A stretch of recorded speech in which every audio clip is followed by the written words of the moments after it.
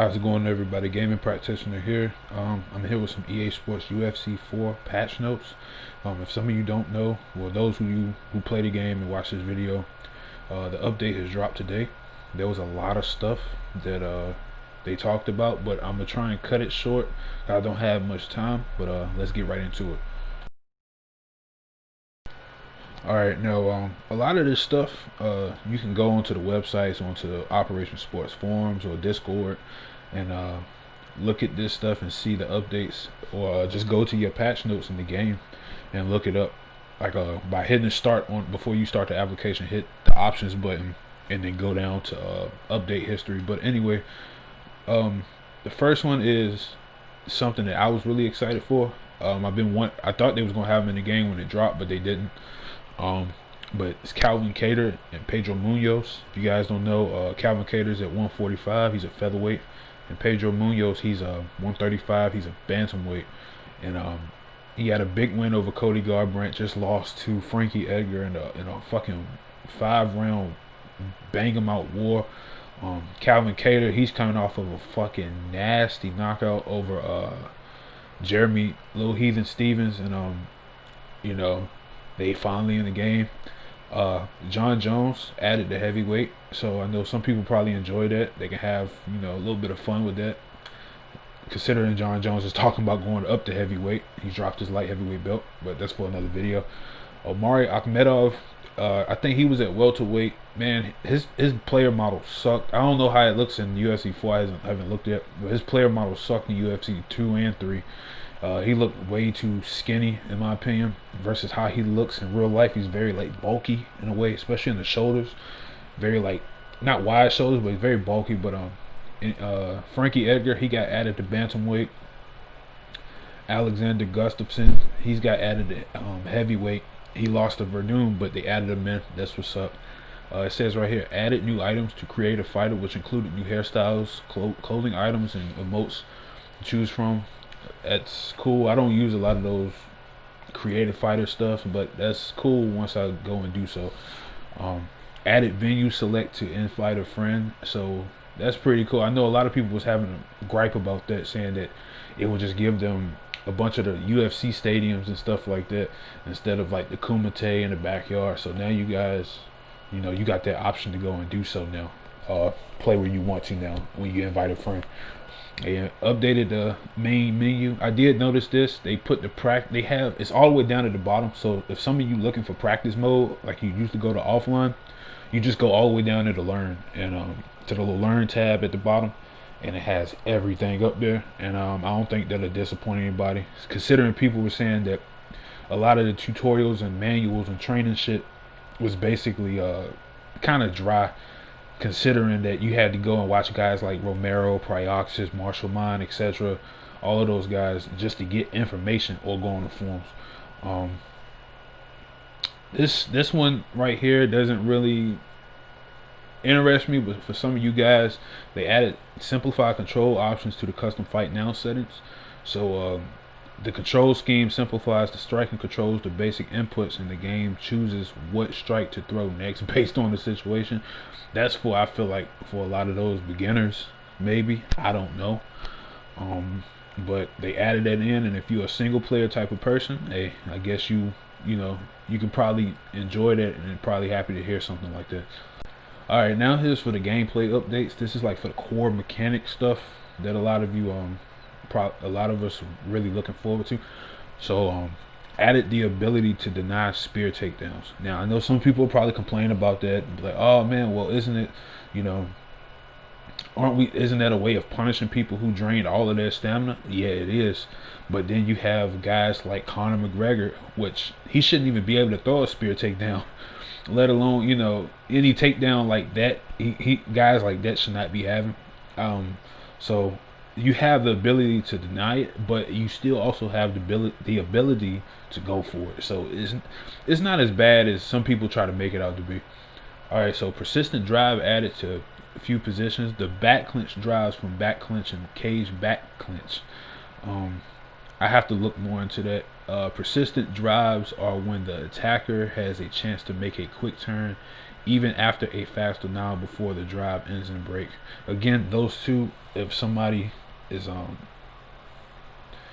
somebody can comment down below, let me know with that, in detail, much more in depth of like what those mean.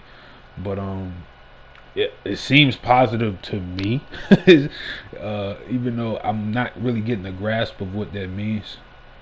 But on to the next one. They added a darts choke to the backside postured up position. I like that.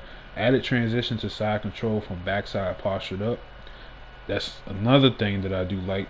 More variety, more ways to get to different positions. Added get up transition to backside posture up. I like that. Added dynamic denial windows to flying submissions. Now, I don't go for many flying submissions, but when they put dynamic in there, it's gonna be real interesting to see how those play out now. So I can't wait to get in game and show that off. Now this next one I actually did get in there. This is when I was playing around with Keator and Pedro Munoz. I noticed that they did have these, but it's added additional information to practice mode HUD. The damage block, damage range, damage vulnerability, current strikes damage, max stamina damage, opponent stamina damage. Just a lot of in-depth stuff for people who really want to know the percentage on strikes, the damage percentage on strikes and stuff like that. When they land it in a certain range, like close range, long range, like for kicks, you want to kicks, punches, and all that. You can get the right percentage number from just figuring out which range is best to get the best damage. That's the way I'm trying to explain it. But yeah, I really liked it. It's very in depth. A lot of you guys, if you haven't seen it yet, go check it out. But I'm gonna move on to the next one. All right, this one right here, when I tried to screenshot it, I couldn't really get it in there, but it says fixed issue where consecutive knees from Muay Thai clinch will prevent transition to cage clinch. So if you guys didn't know, at least this is the way I seen it. Like I noticed it is like when I was you try to back somebody up against the cage, like to clinch them against the cage, while you have them in like the Thai plum, they would they could spam knees and stop it from stop this shit from basically happening. So they fixed that, and I'm glad they fixed that, and I can't wait to see how that plays out. A bug when backing up and tie the dominant could spam knees to prevent entering the cage position. Okay. Fixed issue where some GMP, the ground and pound, of course, hooks appeared to land through successful posts. I've heard a lot about that. I'm glad to see that's fixed. I've had an issue with that probably like 2 or 3 times when I try to post against a hook. That it would just like go through for some reason, but and land and they get I get damage off. So they say they fixed that issue. I'm glad to hear that. And a lot of these stuff is, from what I've read before, is really in the step. It's a good step in the right direction. Some of it, I see people complaining about it, saying it's kind of like a step forward and a step back. But so far, that reading these, I'm really liking these so far. It just all comes down to when I play and how it plays out. Fixed the issue where stack guard, heel hook, and knee bar were on the same input, only allowing one to execute. Okay. Fixed issue with players escaping takedowns immediately in certain back clinch scenarios. Now, this one I'm glad. Now, if you could go for a takedown and then like fake it, like you can go for the takedown, then cancel it, and it'll get you to like the backside position, back clinch position. And what happened is they would immediately slip out. So now, from what I'm reading here, my understanding is that is not an issue anymore. So I'm glad that has been fixed. Fixing issue with potential accidental sway inputs after posting. Yeah, I haven't had that problem, but glad that's fixed. Fixing issue with ground strikes will not causing visual damage to fighters. Yes, glad to see that. If anybody knows especially if you like to play on the ground, that was kind of an issue it may not have been for everybody, but it was an issue. So that's fixed. What's the next one? Fixed an issue. No. Fixed an issue where players could instantly get up from tower takedowns. Okay, I had that. Yeah, I've had that issue. I think that was just an issue everybody had. Fixed issue with roles being swapped after cage get up from sprawl. Thank you God. Now, if you know when you in the submissive sprawl position, you in the bottom, you by the cage, you can hold the right stick to get up, and what would happen is you would get to like the single over under position against the cage, but then it would switch the roles. So when you would try to like throw a knee or something like that, or even go for a takedown, when it looked like you're in that position, you're really not in that position. So I'm really, really, really, really, really glad they fixed that shit. What's the next one? Fixed an issue with rolls already. Jesus, I can't see. Fixed issue with bicep control spam, canceling opponent's knees. Okay, yeah. So that's when you're in the single over under, and you're when they're trying to punch you, you get bicep control to keep them from throwing that punch. So it will keep you from also throwing the knees sometimes. So I've had that issue a couple of times. I ain't gonna say a couple, probably a good few times I've had that issue. Okay, these next two in particular, I will not act like I know what these are. Just like a lot of this stuff, I'm not gonna act like I know what it is. I can just give you my best examples of what I think it might be. But fixed instances of improper defenses being successful after clinch takedowns and against takedown turns. So the takedown turns, of course, when you're going for like a single leg and you turn the corner, like to throw your opponent off or to get yourself into side control, against the clinch takedowns. I want to say that's probably when you have like a really late denial and it wasn't supposed to be. I don't know. I'm not gonna act like I know. Maybe somebody can tell me in the comments below, whoever watched this. I really like to know that more, but I'm not gonna try and explain it because it might sound stupid. So fixed issue with undue priority given to some ground transitions. Okay. Fixed issues with sways during ground and pound.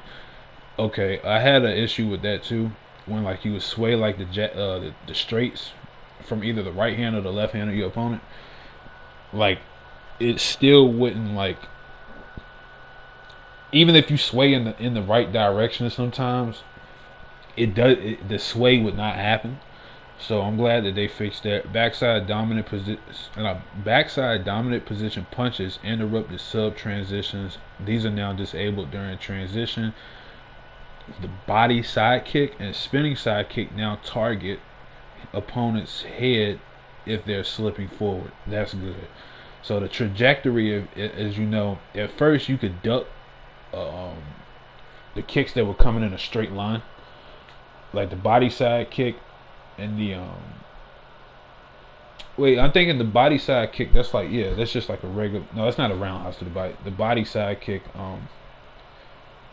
Yeah, it's just like some karate Wonder Boy type shit. Spinning side kick now target the opponent's head if they're slipping forward. So at first you could duck those, almost like if you was ducking a jab in a way at the right time. So now the trajectory is going to change. So a lot of people got to watch out for slipping forward. Head damage now causes small stamina drain. I really like this.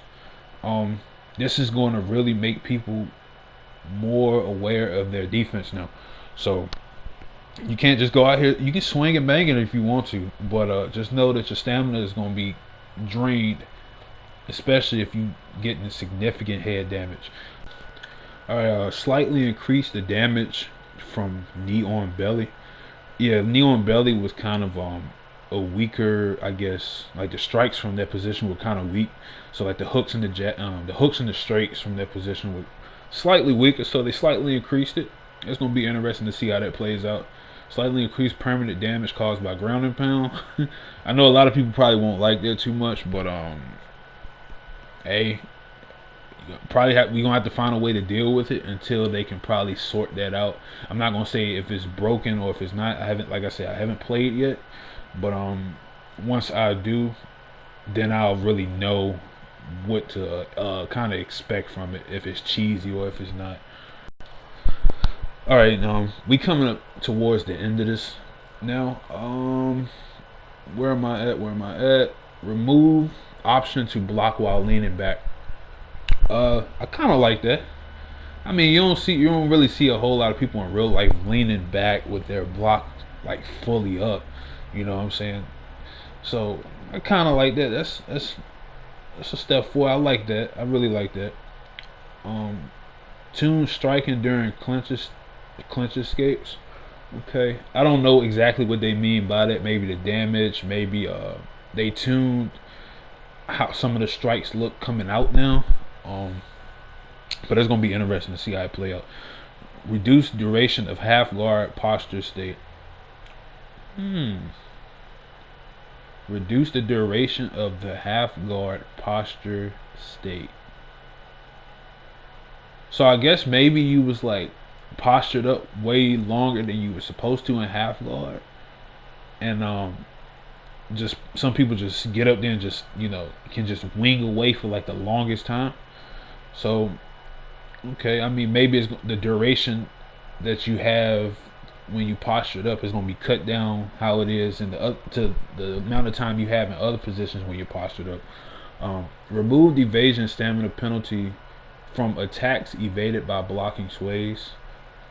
So I'm thinking that maybe this is something that people were losing more stamina than they were supposed to while they were blocking and slipping strikes.